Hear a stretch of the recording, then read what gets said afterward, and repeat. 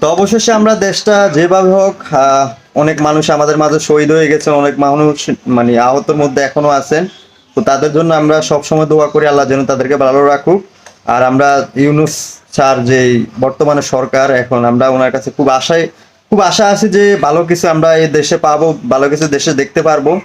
তো আমি এক বড় ভাইকে বললাম যে ভাইয়া অবশেষে তো আমরা দেশটা স্বাধীন হলো, সরকার পরিবর্তন হলো, এখন আমাকে একটা পদের ব্যবস্থা করে দেন। তো উনি বলতেছে যে কোনো পদ টদ লাগবে না আকাশ, তুমি বুক ফুলে চলো, যা হইব সব আমরা ট্যাকেল দিব। তা আমি বললাম যে ভাইয়া না, এই সমস্ত রাজনীতির মধ্যে আমি ঢুকবো না। আর এই সমস্ত রাজনীতিটা ছিল শেখ হাসিনার আমলে, এই সমস্ত রাজনীতিটা চলতো আওয়ামী লীগের আমলে, যে ছোট ভাই মারামারি করতো, খুনাখুনি করতো, দর্শন করতো, বড় ভাইয়েরা ট্যাকেল দিত, এবং কি সরকার এমপি মন্ত্রী ওরাও ট্যাকেল দিত, যেটা আমরা নিজ চোখে দেখছি আওয়ামী লীগের আমলে।